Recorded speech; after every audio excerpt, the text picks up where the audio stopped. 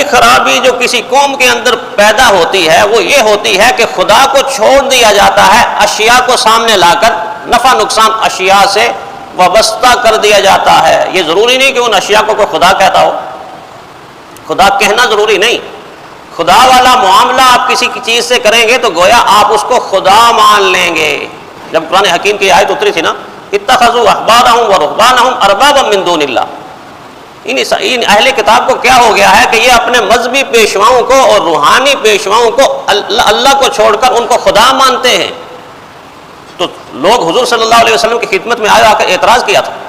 کہ اللہ کے نبی، آپ کہتے ہیں میں اللہ کا نبی ہوں، اور دوسری طرف سے یہ آیت سنا رہے ہیں کہ یہ اہل کتاب اللہ کو چھوڑ کر اپنے مذہبی پیشواؤں اور روحانی پیشواؤں کو خدا مانتے ہیں، ہم تو کسی کو خدا نہیں مانتے، یہ کیسی کتاب ہے؟ تو پیارے پیغمبر صلی اللہ علیہ وسلم تفسیر سمجھائی کہ خدا کہنے سے کوئی خدا نہیں